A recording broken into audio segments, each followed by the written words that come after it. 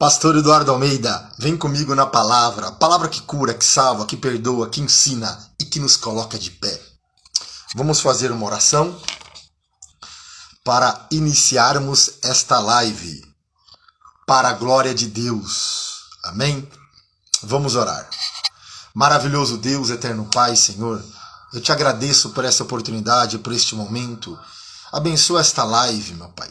Nos capacita, nos ensina, Espírito Santo de Deus. É isso que eu te peço e te agradeço no nome de Jesus. Graças a Deus. Eu gostaria de falar um pouco sobre a igreja de Corinto. A igreja de Corinto era uma igreja fervorosa, mas não espiritual. Eu vou repetir. Uma igreja fervorosa, mas não espiritual. Vamos lá.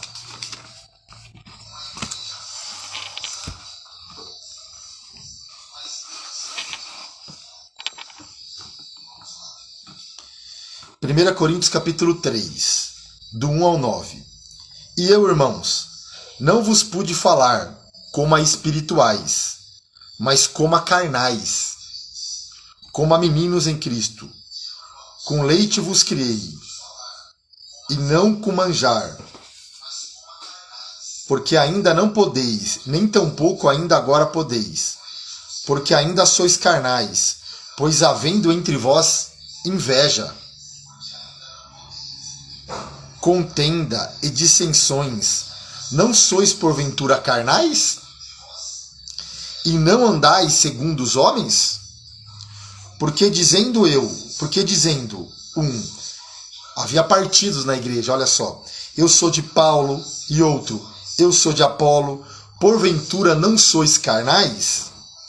Pois quem é Paulo, quem é Apolo, senão ministros pelos quais crestes, e conforme que o Senhor deu a cada um? Aí olha o que Paulo vai dizer aqui. Eu plantei, Apolo regou, mas Deus deu crescimento. Ora, o que planta e o que rega são um, mas cada um receberá o seu galardão, segundo o seu trabalho. Porque nós somos cooperadores de Deus. Vós sois lavoura de Deus e edifício de Deus. E edifício de Deus. Uma reflexão aqui. Os dons têm a ver com o que fazemos para Deus. O caráter cristão com o que somos para Ele. Que lindo isso!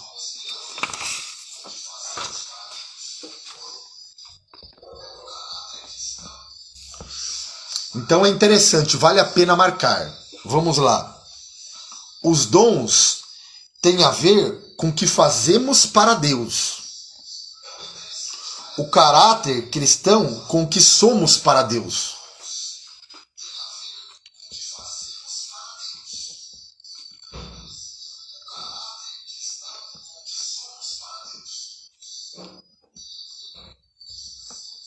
Fazemos para Deus.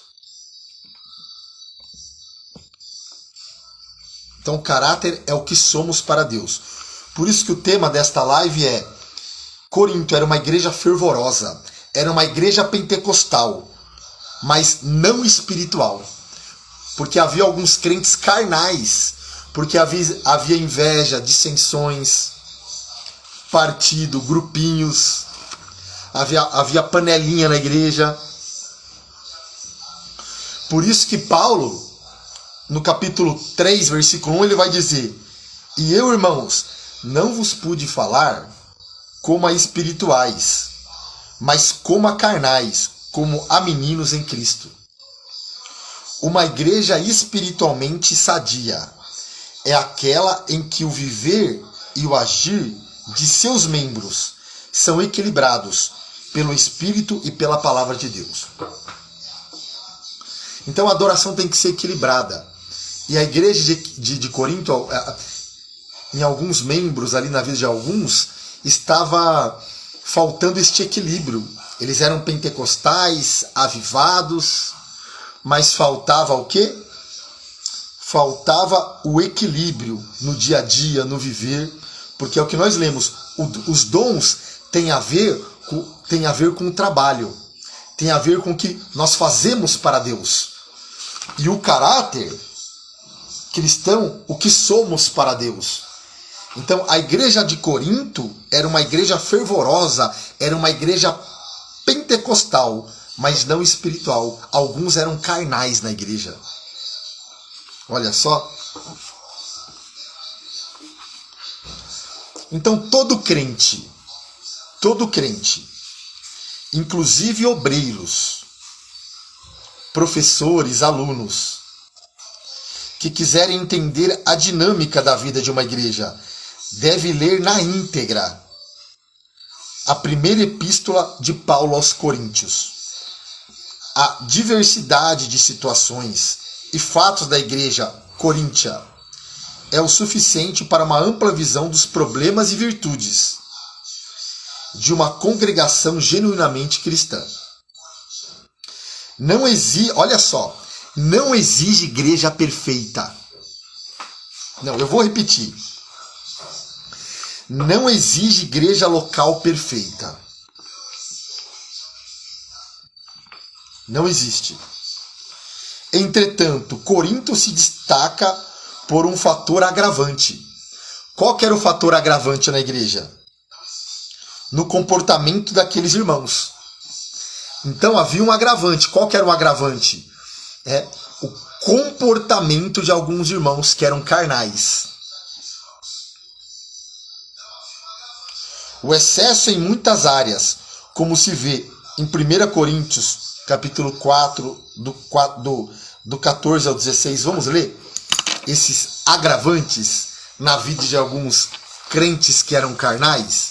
Então, existia crentes carnais na igreja de Corinto. Vamos lá. 1 Coríntios, capítulo 4. Vamos lá, vem comigo na palavra.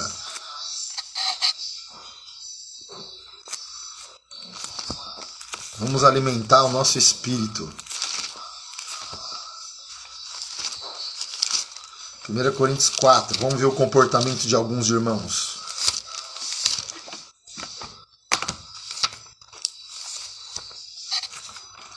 Capítulo 4, versículo de número 4. Vamos lá.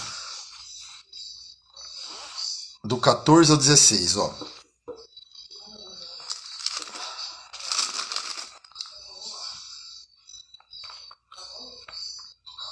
Não escrevo essas coisas para vos envergonhar, mas admoesto-vos como meus filhos amados. Porque ainda que tivesses 10.000 aios em Cristo, não tereis, contudo, muitos pais, porque eu, pelo Evangelho, vos gerei em Jesus Cristo. Então, quero abrir um parênteses aqui. O dom tem a ver com o que nós fazemos para Deus, tem a ver com o trabalho. E o caráter com o que somos.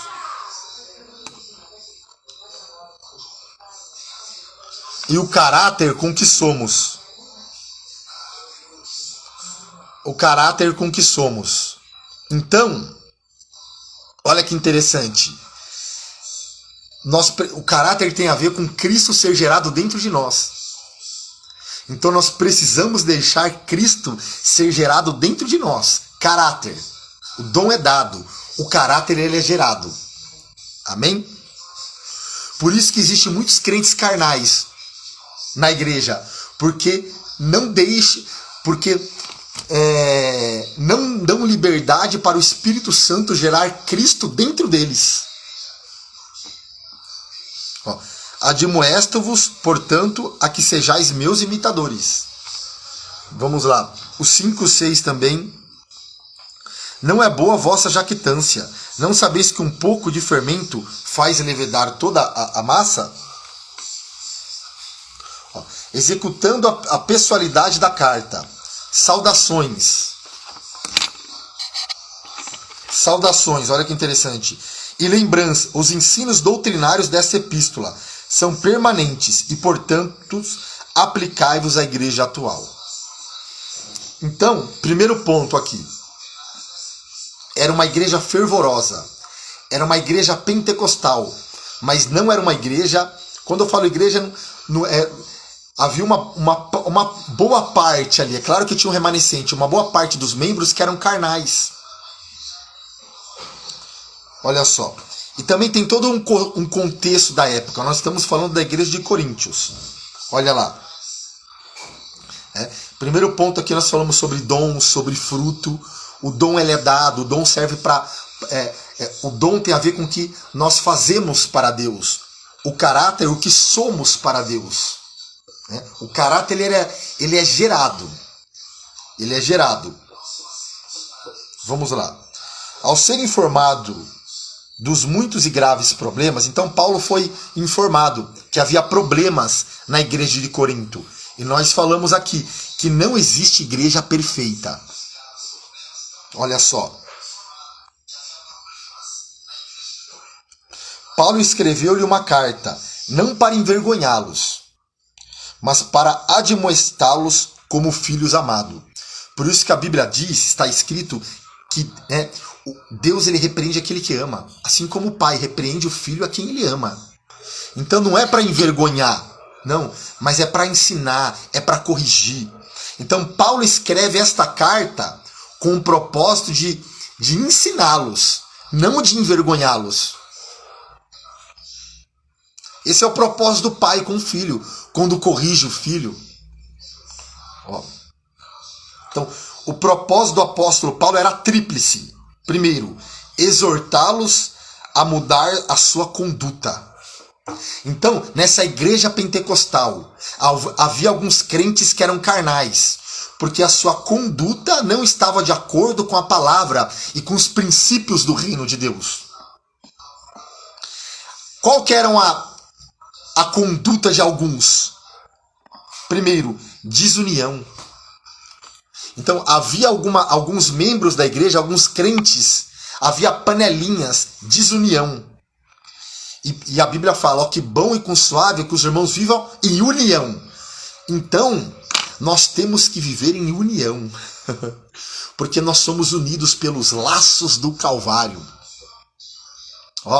No Calvário,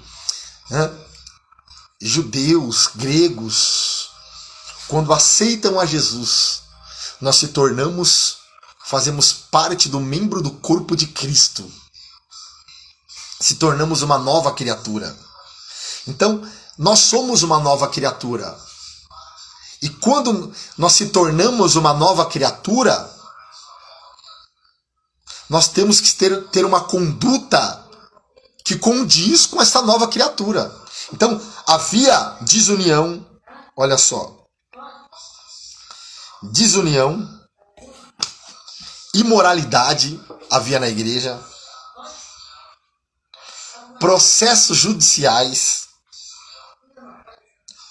cultos escandalosos e etc. Doutriná-los sobre assuntos gerais comuns da vida cristã. Então Paulo ele vai doutrinar, ele vai falar sobre o matrimônio, sobre o amor ao próximo, a consciência, a liberdade cristã, e explanar a doutrina fundamental da ressurreição de Cristo. Então Cristo ele vive. Então Paulo ele vai falar um capítulo ali em 1 Coríntios capítulo 15 sobre a ressurreição do Senhor Jesus. E a ressurreição do Senhor Jesus é a chave mestra.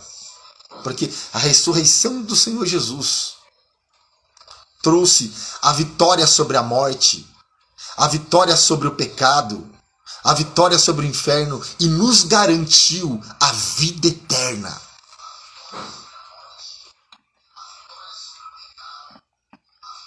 Então Paulo ele fala nesta carta sobre, ele vai doutrinar a igreja sobre a ressurreição de Cristo, corrigir falsos ensinos, heresias, também doutrinar sobre o arrebatamento da igreja. Então Paulo vai dizer aqui sobre o arrebatamento da igreja. Nós podemos ver hoje, aproveitando esse gancho, já que Paulo também nesta carta ele trata sobre o arrebatamento da igreja, sobre a questão nós podemos ver o que nós estamos vivendo hoje. O princípio das dores, que nem o próprio Senhor Jesus disse em Mateus capítulo 24, Quando os discípulos perguntaram, Senhor, que sinal haverá da tua vinda e do fim do mundo? Aí ele começa a falar do princípio das dores, né? Falsos cristos, falsos profetas, rumores de guerra, terremotos. Então, estamos vivendo o princípio das dores.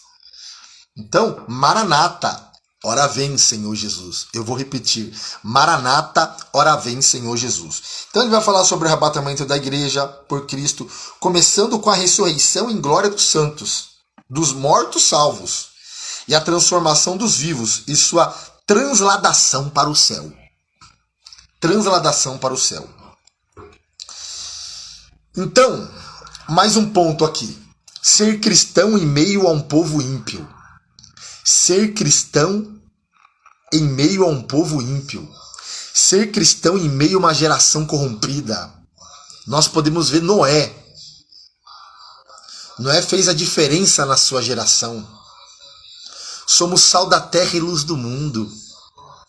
Jesus, ele te chama e ele te chamou para fazer a diferença. Então, ser crente em Corinto, em uma cidade fundada no pecado, afundada no pecado, era um grande desafio. Então, vamos lá aqui. Primeira coisa, ser crente em Corinto, numa cidade afundada pelo pecado, era um grande desafio. E hoje também não é diferente. É um grande desafio carregar a nossa cruz. Tem uma cruz para você carregar. Tem uma cruz para nós carregarmos. Vamos lá. Ali ninguém sabia o que é ser um santo de Deus. Porém, ser ímpio, fornicário, beberrão, ladrão, enganador, imoral, assassino, pervertido sexualmente, viciado, idólatra, era normal. Então, na cidade de Corinto, essas coisas eram normal. Beberrão, prostituição cultural, pervertido sexualmente, isso era normal na cidade de Corinto. Havia inclusive a prostituição cultural, em que o templo dedicado a Afrodite reunia 1000 sacerdotisas, prostitutas, que ofereciam religiosamente seus corpos à luxúria e aos demônios. Então, essas 1000 sacerdotisas, elas ofereciam religiosamente os seus corpos à luxúria e aos demônios. Isso aí, que possamos ser sal da terra e luz do mundo. Deus abençoe. E olha aqui. Nesses últimos dias, princípio das dores. Deus abençoe. Nesses últimos dias, antes da volta de Cristo, o pecado sobre todas as formas avoluma-se por toda parte, como rolo compressor. Esta é uma das causas de haver tantos crentes frios espiritualmente. Por isso que Jesus fala, e por se multiplicar a iniquidade, o amor de muitos se esfriará. Eu vou repetir. Por se multiplicar a iniquidade, o amor de muito se esfriará. Uma reflexão aqui. O que atesta, olha que interessante, o que atesta a autenticidade de um cristão não é primeiramente o que ele faz. Não é o que nós fazemos para Deus. Não, primeiro. Mas o que ele é ante a palavra de Deus. Eu vou repetir. O que atesta a autenticidade de um cristão não é primeiramente o que ele faz, mas o que ele é ante a palavra de Deus. Então, mais um ponto aqui. O fervor religioso e a espiritualidade. Os crentes de Corinto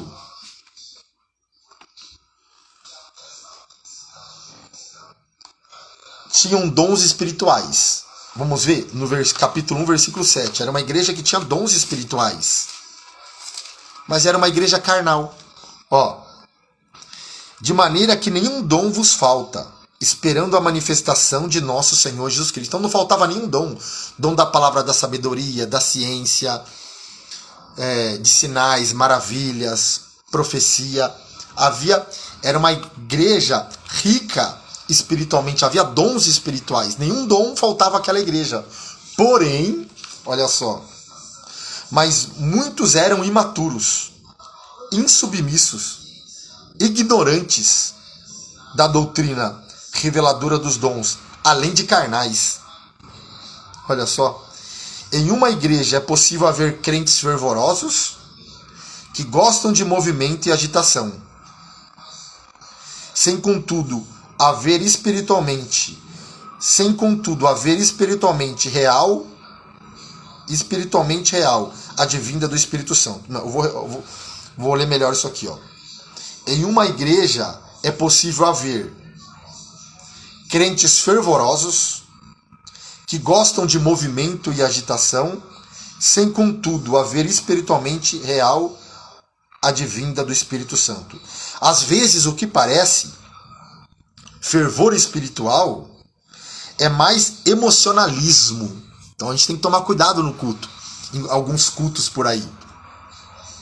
Então nós podemos ver que tem muita coisa que não é avivamento, é emocionalismo, resultando de motivações e mecanismos externos. Tal fervor é passageiro, ao passo que a verdadeira espiritualidade está intimamente relacionada ao exercício da piedade e da vida consagrada. Efésios, do capítulo 4, do versículo 17 ao 32. Vamos ver aqui? Efésios. Isso que é espiritualidade. Vem comigo na palavra. Efésios, capítulo 4.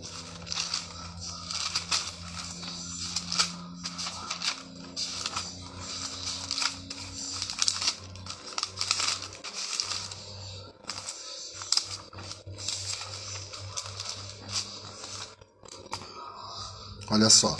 Digo isto e testifico no Senhor, para que não andeis mais como andam também os outros gentios, na vaidade do sentido, entenebrecidos no entendimento, separados da vida de Deus, pela ignorância que há neles, pela dureza do seu coração.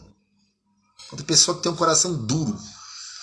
Mas Jesus ele fala para uma das 7 cartas da igreja da Ásia: eis que estou à porta e bato. E a palavra é como um martelo que esmiuça a penha. Tem coração duro? Tem. Mas Jesus está batendo. Eis que estou à porta e bato. E se abrir a porta, ele entra. Se ele entrar, tem batismo, tem renovo, tem mudança. Então Paulo vai falar aqui da conduta agora do cristão, despojando do velho homem. Vai falar sobre o caráter transformado, do capítulo 17 ao 32, ok? Fala sobre transformação de caráter, que o evangelho ele muda caráter. Vamos lá. O crente experimenta na fé, o crente experiente na fé pode ser fervoroso no espírito. Romanos 12:1. Todavia, é preciso compreender que essa maturidade cristã não vem primeiramente pelo exercício dos dons ou pelo tempo de conversão. Então, o que estava acontecendo na igreja de Corinto? Eram dons espirituais sem o fruto do Espírito. Isso é forte. Vamos lá. Eu vou até marcar. Dons espirituais sem o fruto. Sem o fruto do Espírito. Olha lá. Havia abundância de dons na igreja de Corinto. Era uma igreja pentecostal. Eu vou repetir. Havia abundância de dons na igreja de Corinto. 1 Coríntios 1:7. Todavia, não eram utilizados de forma equilibrada, visando o progresso da obra do Senhor. Os crentes exerciam os dons para demonstrar níveis de maturidade e de santificação, tornando-se assim carnais. Olha só. Ignorantes e meninos. Não são os atos miraculosos realizados e os diversos dons espirituais exercidos que identificam ou autênticos servos de Deus. Eu vou melhorar aqui o que eu falei. Não são, né, os dons, os atos miraculosos realizados e os diversos dons espirituais exercidos que identificam os autênticos servos de Deus. Mas os seus frutos, isso aqui é forte.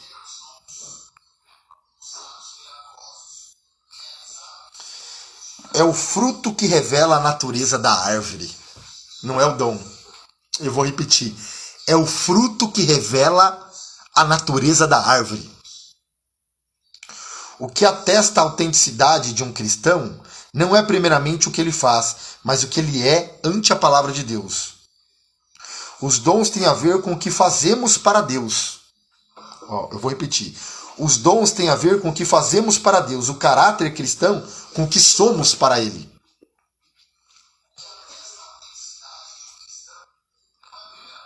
Então, os dons espirituais sem o fruto do Espírito, acontece o que acontecia na igreja de Corinto. Crentes carnais tinham dons, mas não desenvolviam o fruto. Os dons não se destinam à realização individual ou manipulação, seja do que for, mas servem para o desenvolvimento, crescimento e amadurecimento. Então, quer dizer, os dons não é para se autopromover, que nem acontecia na igreja de Corinto, não. Era para edificação do corpo de Cristo. Eu vou repetir.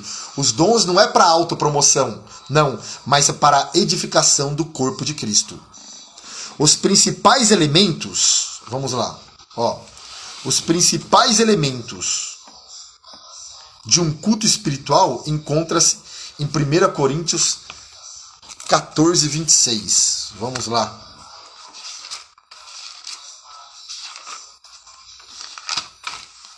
Primeira Coríntios 14, 26.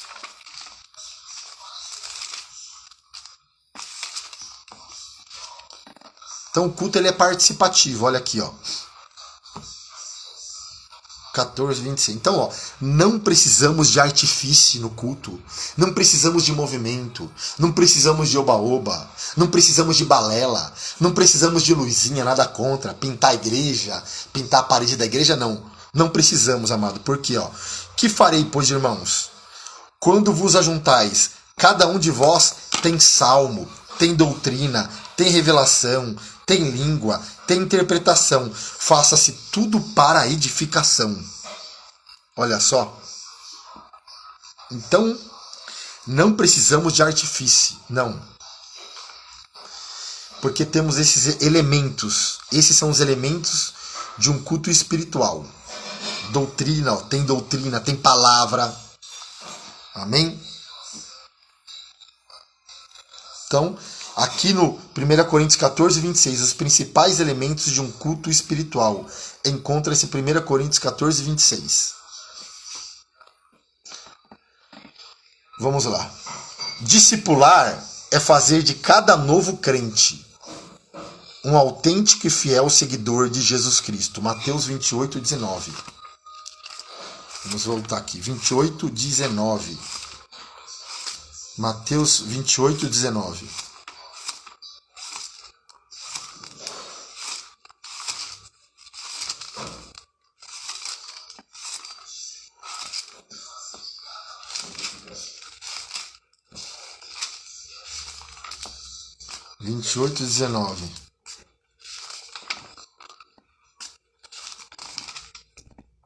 Portanto, ide, ensinai todas as nações, batizando em nome do Pai, do Filho e do Espírito Santo. Então é isso. Então, discipular é fazer de cada novo crente um autêntico e fiel seguidor de Jesus Cristo. Quantidade e qualidade na igreja. Enquanto o crescimento quantitativo da igreja vem pelo novo nascimento, o qualitativo se dá pelo discipulado.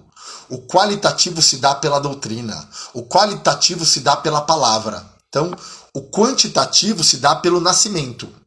Certo? Então, enquanto o crescimento quantitativo da igreja vem pelo novo nascimento, o qualitativo se dá pelo discipulado.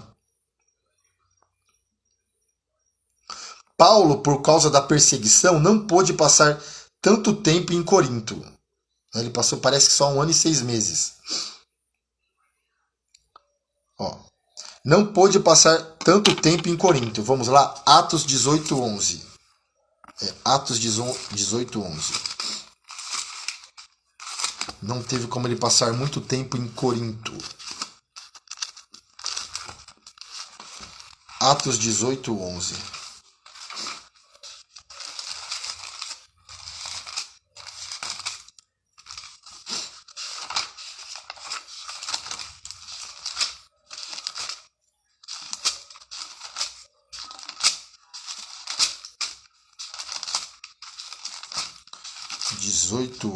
Vamos lá. E ficou ali 1 ano e 6 meses, ensinando entre eles a palavra de Deus. Então Paulo ficou 1 ano e 6 meses, 1 ano e meio, ensinando a palavra de Deus. Agora, então ele não pôde passar muito tempo em Corinto. Quanto em Éfeso. Vamos ver? Atos 19, 8. Em Éfeso, 19, 8. E entrando na sinagoga, falou ousadamente, por espaço de 3 meses, disputando e persuadindo-os acerca do reino de Deus. Versículo 10. E durou isto por espaço de 2 anos. Então ele já ficou na igreja de Éfeso, ele ficou mais tempo ensinando a palavra de Deus.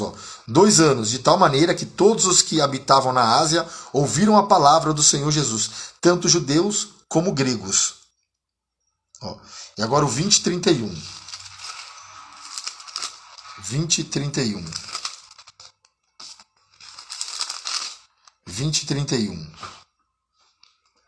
Portanto, vigiai, lembrando-vos de que durante 3 anos não cessei noite e dia de admoestar com lágrimas a cada um de vós. Então, em Éfeso, ele ficou quase o dobro. 3 anos. Em Corinto, ele ficou 1 ano e meio. Daí a razão das grandes diferenças no tocante à conduta cristã dessas duas igrejas. O apóstolo foi um incansável discipulador, fortalecendo a fé dos novos crentes e edificando-os na doutrina do Senhor. E o que acontecia, e o que havia também na igreja de Corinto? Vamos lá, 1 Coríntios 15, 34. 1 Coríntios 15, 34. 15, 34.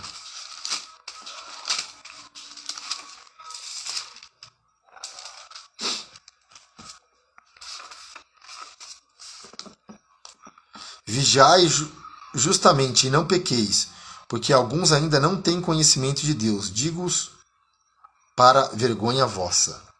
1 Coríntios 15, 34. É isso? Vamos ver. 15, 34. Então, havia crentes na igreja de Corinto que não eram convertidos ao Senhor. Que não eram convertidos. O mesmo ocorreu com o povo de Israel. Quando Deus os tirou do Egito, as pessoas saíram, mas o Egito não saiu da vida de muito delas. Olha só. Então, na igreja de Corinto, haviam muitas pessoas, alguns membros, algumas pessoas, membros, né, entre aspas, que não eram convertidos, que nem o povo de Israel, saíram do Egito, mas o Egito não saiu deles. Ó, as pessoas saíram, mas o Egito não saiu da vida de muitas delas. É que o Egito, para sair do coração dos israelitas, dependia também deles. Então, para o Egito sair da vida deles, do coração deles, dependiam deles. E não só de Deus. Que forte isso aqui. Então, na igreja de Corinto, havia algumas pessoas que não eram convertidas. Eu vou repetir. Assim como o povo do Egito saiu do Egito, mas o Egito não saiu do coração delas. Porque não dependia só de Deus, dependiam delas. Ó. É o caso do crente e o mundo, com seus enganos, seduções e pecados. O problema de Israel foi pior, porque um povo estranho que não conhecia o Senhor saiu com eles do Egito. É o populacho. O mesmo aconteceu após a morte de Josué, quando o povo de Deus se desviou. Toda a igreja tem na sua congregação muitos que não são nascidos de novos. Não são nascidos de novo. Quer dizer, então nas igrejas tem pessoas que não são nascidas de novo. Nas igrejas tem pessoas que não são convertidas. Na igreja tem pessoas carnais. Na igreja tem pessoas que têm uma conduta que não condiz com a palavra de Deus.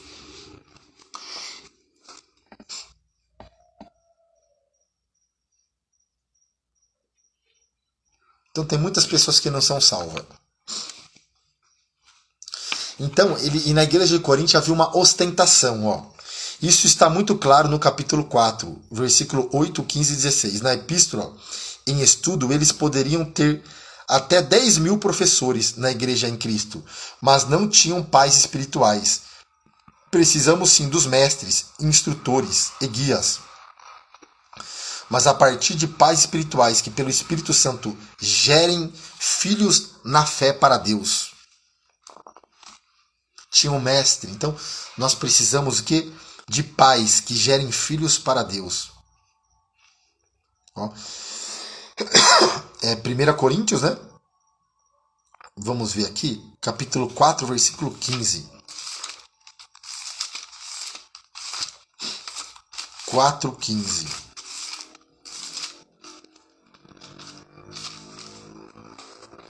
Não escrevo essas coisas para vos envergonhar, mas porque ainda que tivesses 10.000 aios em Cristo, não terias contudo muitos pais, porque eu pelo Evangelho vos gerei em Jesus Cristo. Então nós precisamos gerar, meus irmãos, gerar filhos na fé.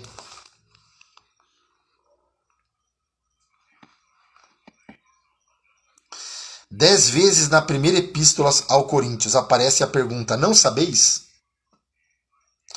Referente a ensinos básicos da fé cristã, a começar pelo capítulo 3, versículo 16, os crentes de Corinto se envaideciam de tanto saber, mas desconheciam as coisas básicas da fé. Na segunda epístola não ocorre a referida pergunta, qual não sabeis? Ao contrário, há no seu contexto várias declarações revelando que agora eles sabiam segundo Deus. Mas havia muitos problemas na igreja de Corinto, mas havia coisas boas também. Olha só. Em Corinto, por ocasião da epístola, havia muitos crentes santificados em Cristo. Paulo dava graças ao meu Deus pelos crentes de Corinto, apesar de seus problemas.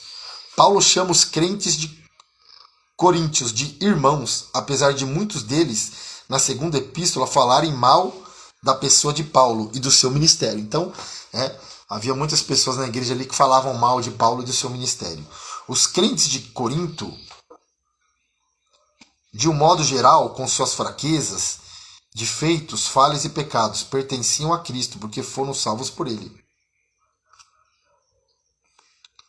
Os crentes de Corinto melhoraram à medida que o apóstolo e pai na fé Paulo admoestavam biblicamente. Paulo lhe escreveu outros tratados.